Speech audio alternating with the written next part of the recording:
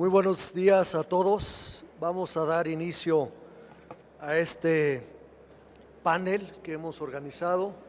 Este panel es sobre la visión para afrontar los desafíos. Me voy a permitir presentar brevemente a nuestros distinguidos panelistas y después hacer un poco de introducción sobre los temas que vamos a discutir.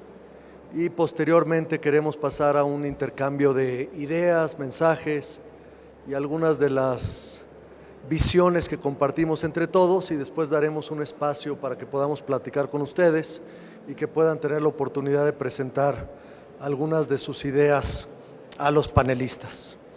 Bien, tenemos en primer lugar a José Alarcón. José Alarcón nos precedió en la última presentación. Él es socio director en el área de salud de PricewaterhouseCoopers, buen amigo. Desde que lo conozco ha sido un experto en temas de salud. Entonces, bienvenido, Pepe. Gracias por acompañarnos. Posteriormente tenemos a Ignacio García Telles. Ignacio, bienvenido. Ignacio es el director del sector salud de la consultora KPMG, también activamente involucrado en temas del sector hospitalario y en general del sector salud. Entonces vamos a tener también una discusión interesante con todos ellos. Después nos acompaña también Cristian López. Cristian López es director socio de Healthcare de Baker y McKinsey, también una consultora activamente involucrada en aspectos de salud y particularmente con una visión específica de los hospitales. Cristian, gracias por acompañarnos.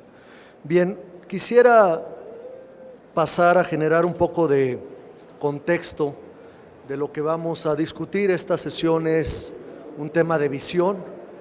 Lo que se intenta es tratar de contextualizar la problemática y las partes positivas que tenemos en el sector hospitalario para pasar a una discusión de qué podemos proponer de forma constructiva para mejorar el desempeño de los hospitales. Lo primero que me gustaría mencionar es que estamos hablando de un sector muy grande. No sé si ustedes saben de qué tamaño es el sector hospitalario en números en México, pero les daré algunas cifras breves. El sector tiene aproximadamente 4.500 hospitales. En México hay 4.500 hospitales. Son muchos, y quizás algo que es importante precisar es que estamos hablando de un sector altamente heterogéneo. Esos 4.500 hospitales agrupan aproximadamente 130,000 camas y aproximadamente también 9,000 quirófanos. Entonces, de ese tamaño es el sector. Obviamente es difícil llevar la contabilidad y sobre todo estar actualizado en los censos. La definición propia de qué es y qué no es un hospital es un tema, es un reto, pero nos quedemos con esas cifras. Ahora, además de ser un sector bastante grande, estamos hablando de un sector muy heterogéneo. Tenemos desde los grandes centros médicos hasta pequeños hospitales, sanatorios en ciudades muy pequeñas. Entonces aquí vamos desde el hospital más grande que tenemos, es un hospital de más de 1,000 camas, el Hospital General de México, hasta pequeñas maternidades que pueden tener 3, 4 o 5 camas. Si lo vemos en términos de número de hospitales, 2 de cada 3 hospitales en el país son privados.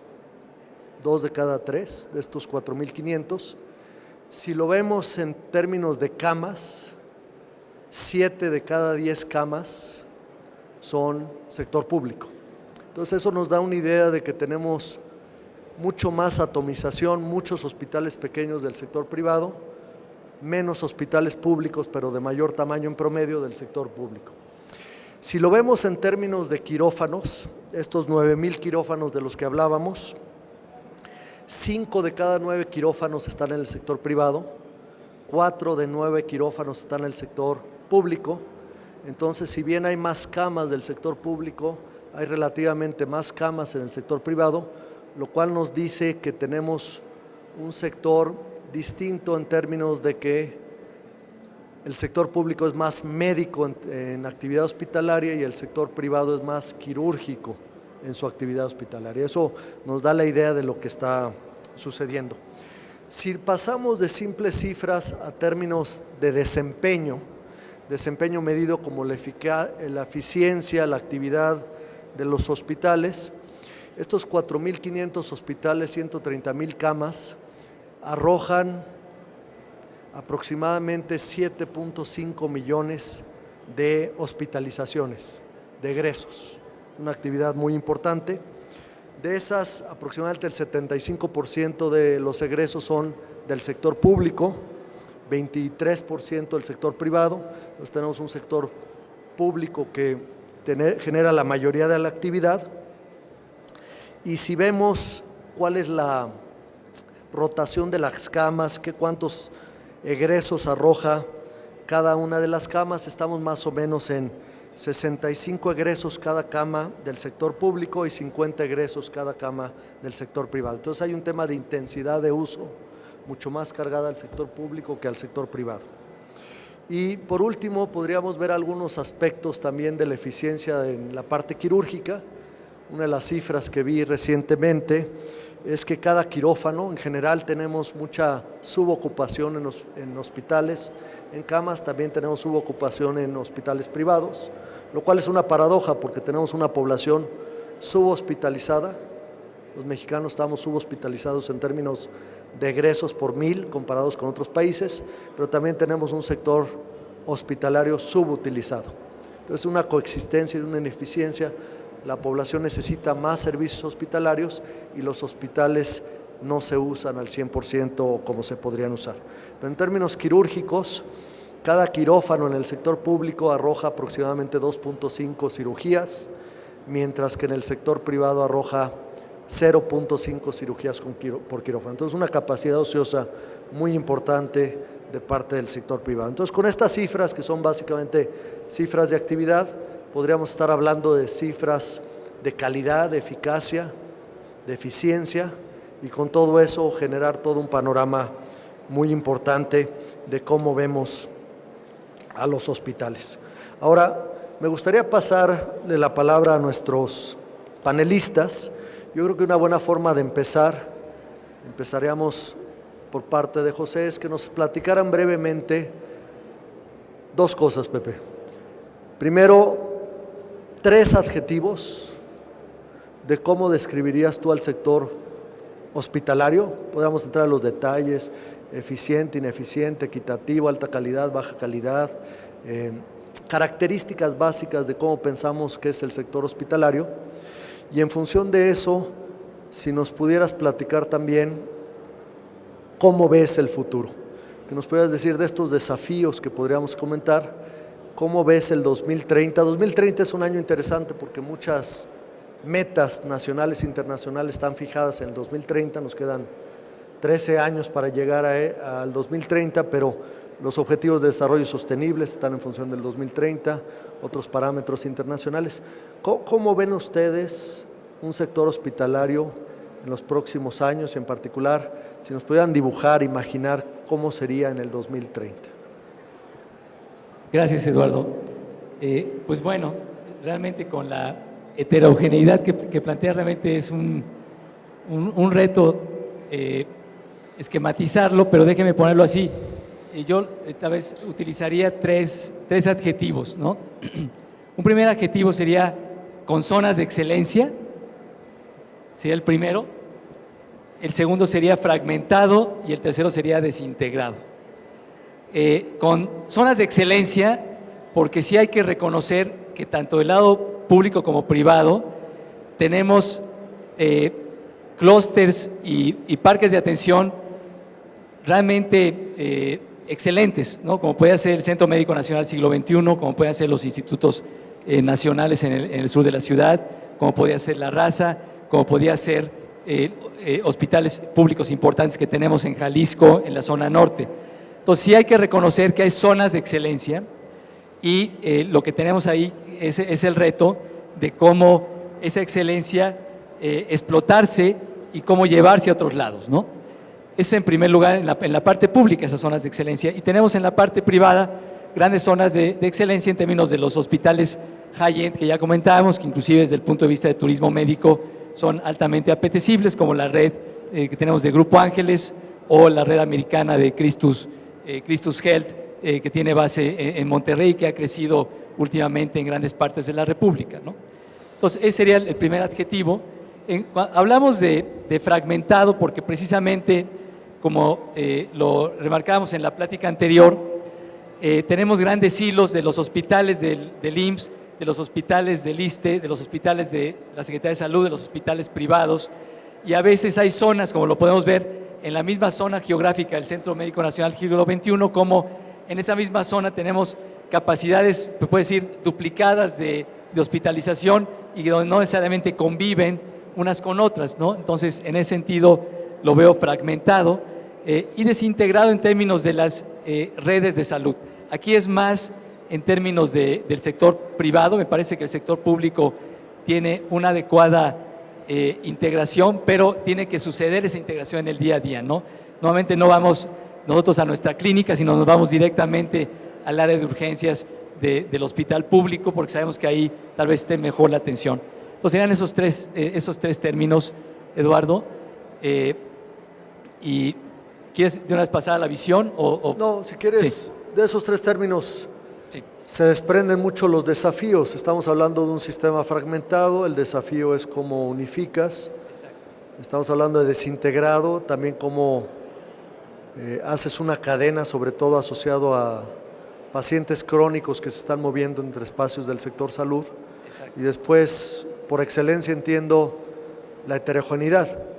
Tenemos desde lo mejor del mundo hasta cosas no tan deseables que Exacto. quizás no deberían de estar operando. Sí, muy Exactamente. bien. Si quieres profundizamos posteriormente en la visión. Claro que sí, José.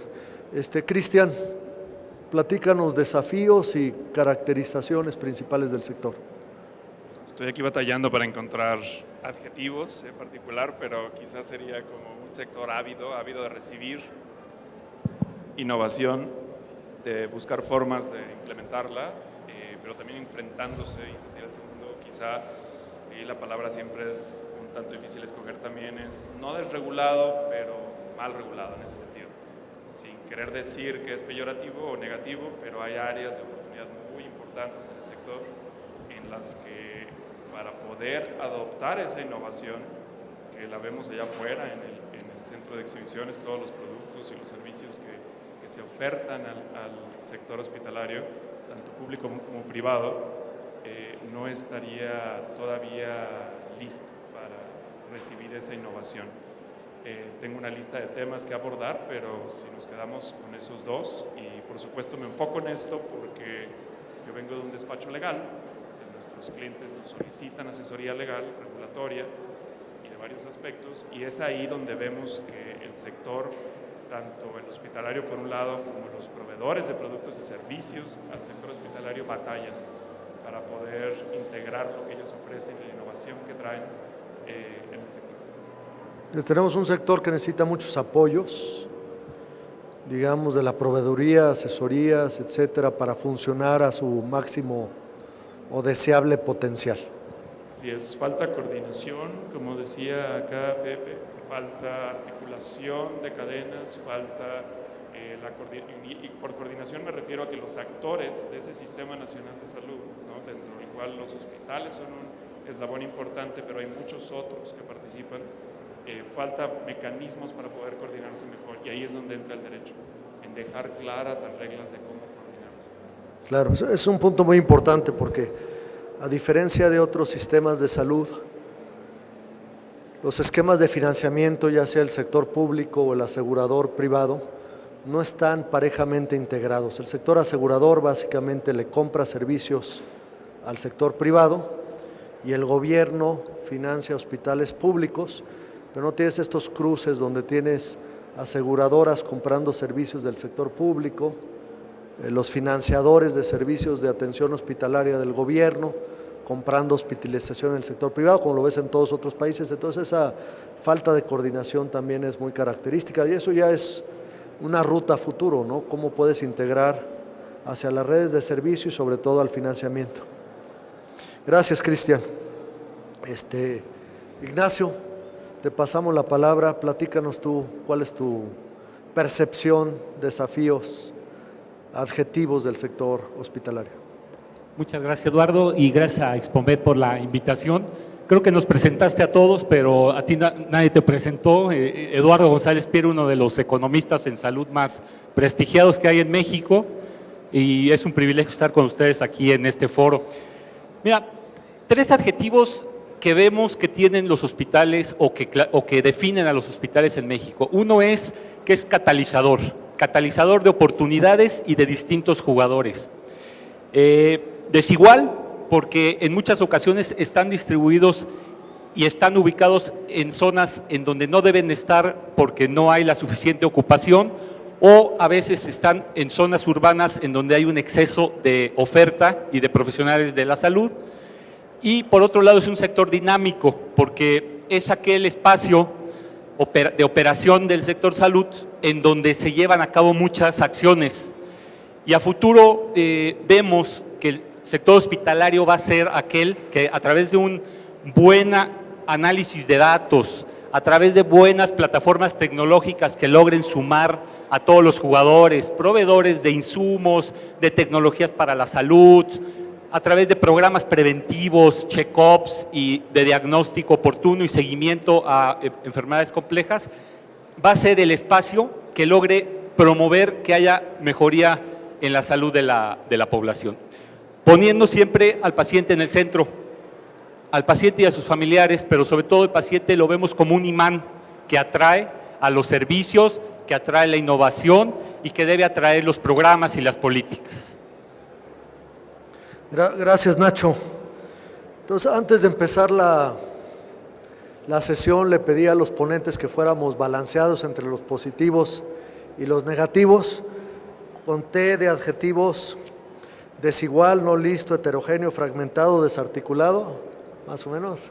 De positivos: catalizador o gran potencial, excelencia, y ya. Entonces vamos medio desbalanceados todavía, pero la oportunidad es ahora pensar, bueno, el hecho de que tenga tantas preocupaciones también nos da un gran espacio para pensar en un nuevo sistema o un sector hospitalario a futuro que sí responda, aproveche, tenga la posibilidad de generar estos potenciales.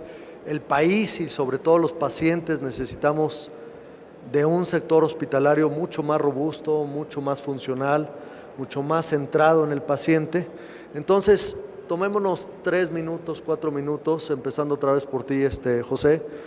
Platícanos, si estamos parados en el 2030, sabiendo de todas estas deficiencias que tenemos en el sector, ¿cómo podríamos pensar en un sistema hospitalario que sí es el que necesitamos? Y por supuesto, más adelante vamos a ver el cómo llegamos, ¿no? Pero ahorita lo que necesitamos es compartir una visión de lo que podríamos pensar sería un sistema hospitalario para el México del 2030.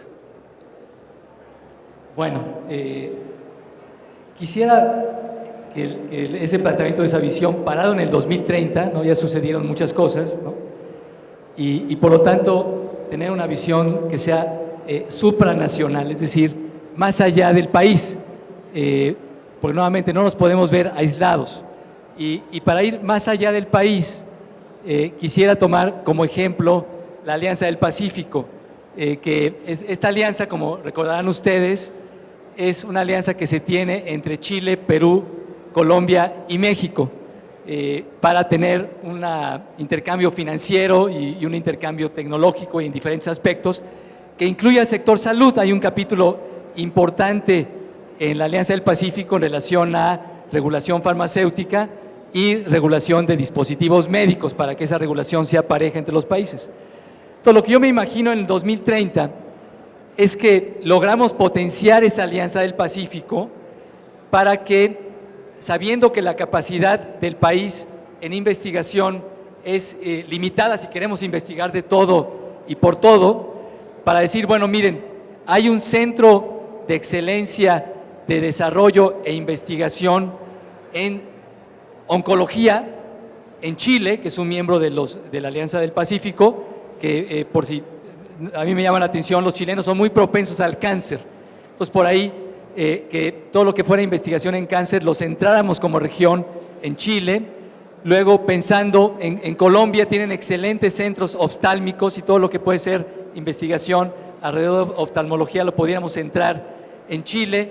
En México, me parece que un área importantísima de investigación es todo lo relacionado a la diabetes y cardiovascular. Entonces, que podamos ver a México como el centro de excelencia en cardiovascular en la región, conectado a otros centros de excelencia a nivel internacional, y luego en Perú tenemos que tomar alguna decisión de dónde focalizarlo, ¿no?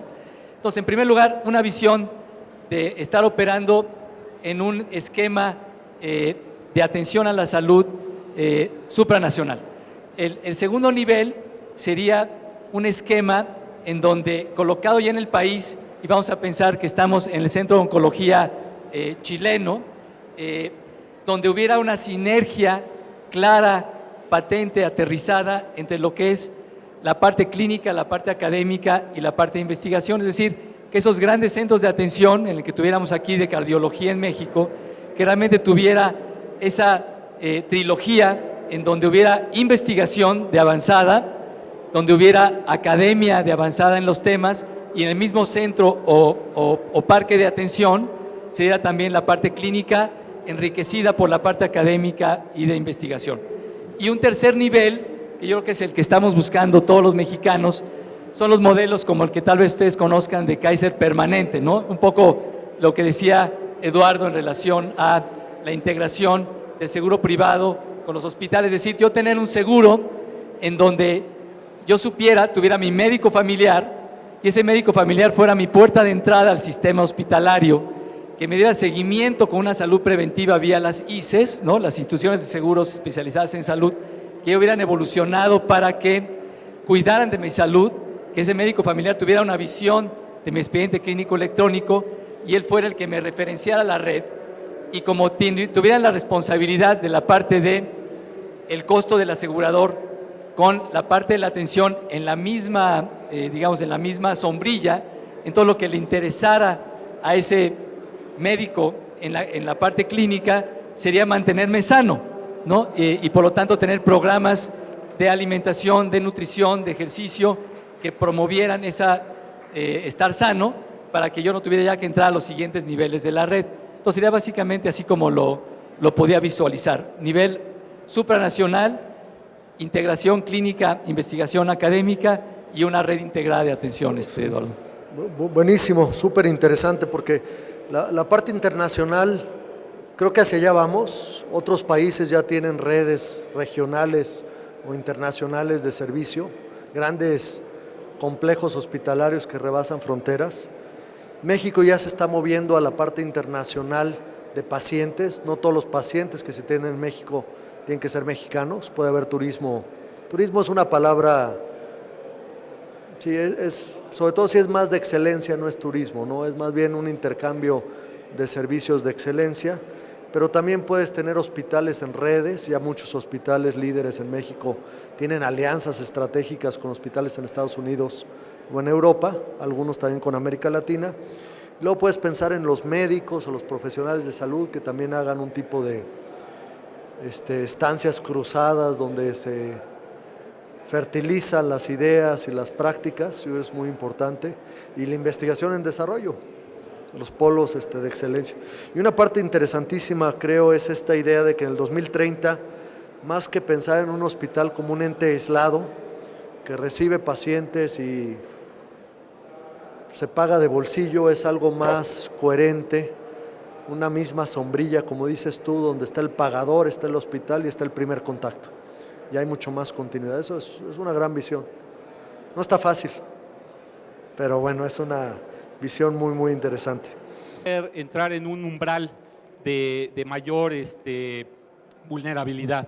Entonces, sí, invitaré yo en este foro y cualquier otro a que pensemos que de aquí al 2030 estamos inmersos en corrientes demográficas, epidemiológicas, tecnológicas y de políticas que obligan a que todos colaboremos. Tenemos nosotros en la empresa para la que trabajo, en KPMG, una visión de que el paciente es el centro, es el imán que debe atraer mejores servicios, calidad, cambiar de la adicción al volumen de servicios a la calidad y calidez de los servicios, es decir, que en el hospital se sienta a gusto el paciente y su familiar, que no solo sea para que sea más propicio que vaya a checarse, para que sea más agradable su estancia, porque sabemos que la respuesta ante tratamientos es mejor cuando hay menos estrés y cuando hay mejores condiciones de infraestructura.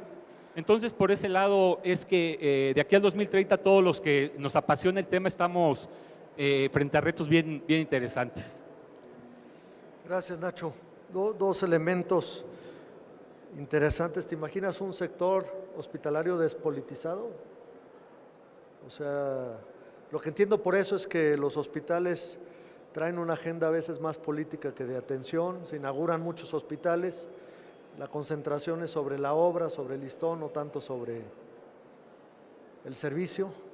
Entonces te imaginas un sector un poquito más dedicado al paciente y no a los fines políticos. Está muy bueno. Ahorita te voy a preguntar cómo le vamos a hacer para llegar a eso. Muy bien.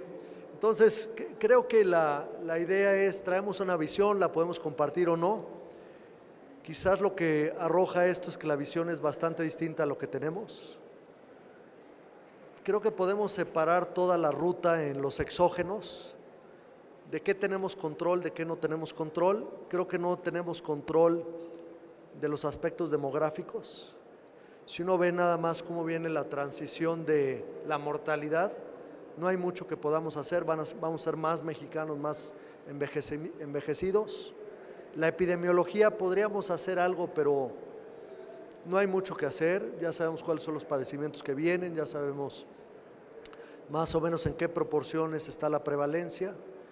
Y creo que en tecnologías también no hay mucho que hacer, ahí es un factor exógeno, son tecnologías, muchas de ellas a nivel internacional, que la decisión es adopción, no necesariamente si son o no son la forma correcta, es un tema de tiempo y de cómo. Sí hay una serie de cosas que debemos de precisar qué podemos hacer. Por ejemplo, ¿quién va a pagar la hospitalización en el país? Y eventualmente la paga el ciudadano, pero a través de qué mecanismos, si va a entrar a un proceso de diversificación de riesgo, de aseguramiento, vamos a seguir con un modelo tradicional de pago de bolsillo. ¿Qué vamos a hacer en términos de los profesionales de la salud? ¿Qué vamos a hacer en temas regulatorios? ¿Qué vamos a hacer para cerrar las brechas en la heterogeneidad de la calidad? Yo creo que el problema no es la calidad en promedio, sino las brechas de la calidad. Entonces, vienen las dudas de los cómo le hacemos. Y no todo es gobierno, muchas cosas son regulatorias, muchas cosas son financieras, muchas cosas simplemente es gerenciación de la salud. Entonces, en lo que le pregunto a los panelistas, preparen algunas preguntas, vamos a abrir una sesión de 5 o 10 minutos para que ustedes tengan la oportunidad de hacer sus comentarios o sus dudas puntuales a nuestros distinguidos panelistas, pero mientras pensamos en los cómo son los más difíciles. Entonces, José, si tuviéramos que decidir el cómo vamos a llegar a esa visión, ¿qué hay que cambiar? Empezando por las mentalidades, pero en particular políticas muy concretas que se necesitan hacer para llegar a la visión que tenías de centros de excelencia, de desfragmentación, de integración, etcétera. Sí, gracias, Eduardo. Pues miren, me parece que dentro de los cómo y de lo que es el presente en México, algo que sería un primer paso fundamental sería transparentar el sistema, es decir, tener indicadores de eficiencia, efectividad y pertinencia de la atención que se está dando en los hospitales. Imaginen ustedes que pudieran como ciudadano normalito, cuando tuvieran que seleccionar un hospital para atenderse una cardiopatía o cualquier padecimiento, pero que fuera importante, poder consultar en una página de internet cuáles son los mejores hospitales para tratar ese padecimiento cardiológico o oncológico, y poder comparar qué tanta variabilidad ha tenido en el tratamiento, en la calidad, qué tanta variabilidad ha tenido en el costo, qué tan costoso es comparado con otro. Entonces, me parece que esa transparencia forzaría al sistema a poder eficientarse y hacer mejor en sí mismo, y tenemos ejemplos del el National Committee for Quality Assurance en Estados Unidos, que es un organismo separado de privados que los hospitales se inscriben y proporcionan sus indicadores. Teníamos el NICE en el Reino Unido, donde también se mide, es el National Institute for Quality, para la excelencia en la calidad de los procedimientos médicos, ¿no? Entonces, for Care Excellence. Entonces, ese me parecería que sea un primer como fundamental. Ya hay intentos de esos pasos en México, lo que necesitamos es tener la valentía para terminar de dar esos pasos y redondearía, digamos, siendo esta la idea principal, con algunos casos específicos con los cuales empezar, es decir, caso concreto, seleccionaría un clúster de salud, el cual yo declarara parque de atención a la salud, en donde deberían de darse los elementos de investigación, academia y clínica de avanzada, como podría ser el Centro Médico Nacional Siglo XXI.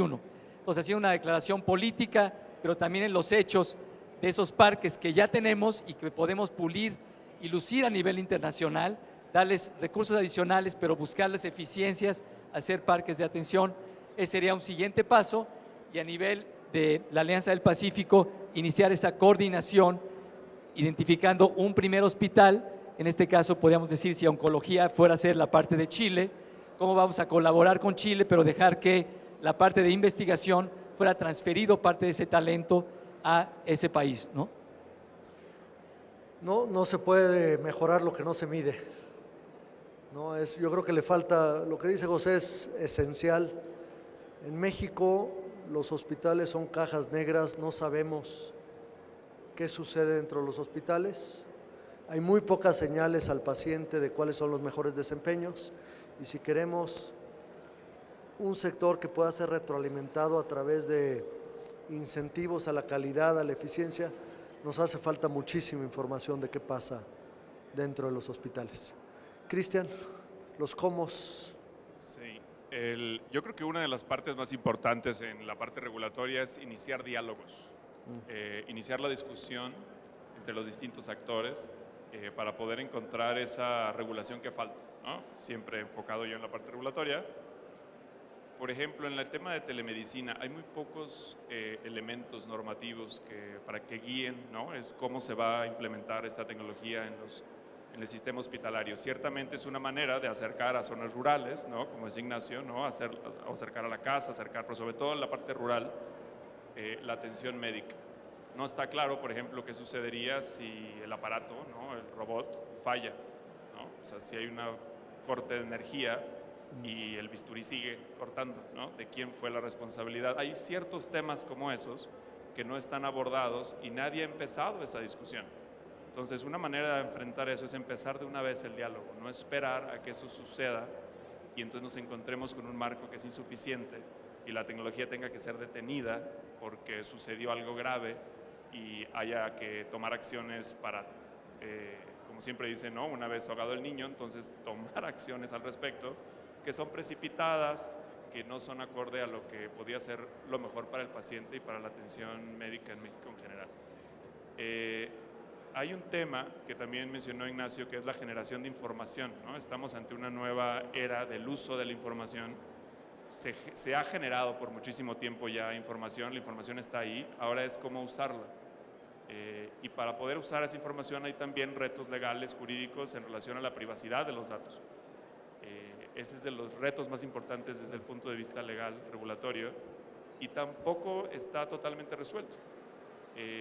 Institucionalmente hay ciertos retos, por ejemplo, y hablando de lo que sí se ha hecho, en manejo de información y de adopción de tecnología. El IMSS, por ejemplo, maneja una figura que se llama Data Managers, que son aquellos que reúnen la información y la procesan para tratar de mejorar la prescripción y suministro de los medicamentos dentro de la institución. Entonces el IMSS está apostando por eso, está reconociendo que hay una necesidad de manejar esa información. Sin embargo, falta mejorar el andamiaje jurídico de esa parte. Entonces se han hecho cosas, pero normalmente avanza más rápido la realidad comercial, la realidad médica, las necesidades, que el marco jurídico. Entonces, ¿qué tenemos que hacer?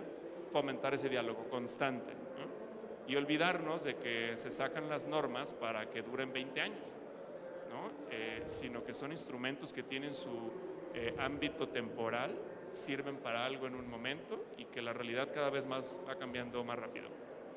Mencionabas otro punto muy importante que es cómo enfrenta sobre todo el sistema público la adquisición de esos productos y servicios. Y ahí mencionabas en particular los esquemas de riesgo compartido. Eso, yo como parte de la firma, por ejemplo, platicamos mucho, tenemos reuniones como regionales, acabo de ir a la de Europa, por ejemplo, y ellos platicaban mucho del sector healthcare, del despacho, y platicábamos, intercambiábamos experiencias y estaba claro que los europeos son los que tienen muchísima experiencia en los esquemas de valor y riesgo compartido, pero no los americanos y no los latinoamericanos. Entonces, en México en particular, esos esquemas tienen muchísimas trabas. No está bien claro cómo entrar a esos esquemas de valor compartido, porque tienden a ser algo multianual, tienden a rebasar los esquemas que tiene la Ley de Adquisiciones y Obras Públicas.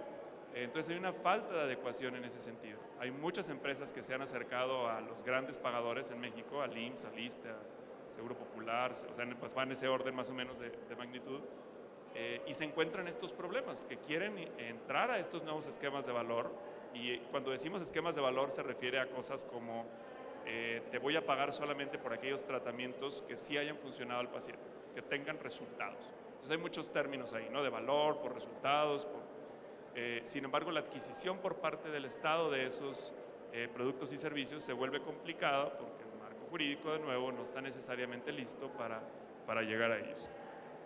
Y atrás de eso está que también es reto para la misma adquisición, a una tendencia muy particular que lo he escuchado de muchos productores, fabricantes de productos, que ellos ven como una tendencia hacia convertirse ya no en vendedores de productos, sino proveedores de servicios. Y ahí es donde empieza a entrar lo de los programas de paciente, darle seguimiento, darle otras cosas, mandar a una enfermera que le enseñe a poner el medicamento, integrarlo con otra serie de servicios que al final le dan seguimiento, mejoran su calidad y también cuando venden al gobierno eso se vuelve un reto, porque el gobierno está muy acostumbrado a comprar productos, pero no necesariamente a comprar productos y servicios. Hay una experiencia ahí con los integradores, pero eso tiene sus propios otros temas, ¿no? La Comisión Federal de Competencia ahorita anda analizando, ¿no?, cómo es que funciona, porque puede haber sus otras perversiones del sistema. Entonces, cómo llegar ahí es muchísimo diálogo desde el punto de vista normativo. Perfecto, interesantísimo este tema de la información. Nada más una reflexión. En el tema de infecciones nosocomiales, que es un gran tema de desempeño. Cuando una planta de fármacos se contamina, hay que informar. Un municipio que va a certificar una playa tiene que informar contaminación de una playa. Hasta donde yo sepa, un hospital no tiene que informar sobre el nivel de contaminación de sus quirófanos. Entonces hay una simetría ahí muy importante sobre la obligatoriedad de estar checando qué está pasando dentro de los hospitales, que es parte de lo que estamos platicando, de mucha más información para que los pacientes y los compradores puedan distinguir. Nacho. Gracias. Decir que hay 3 o 4 soluciones o caminos sería un poco soberbio de mi parte decirlo. Lo que sí es que a través de distintos casos de éxito tenemos en todo el mundo ejemplos útiles. O sea, en la India, ¿cómo le hace para adquirir tecnología costo efectiva?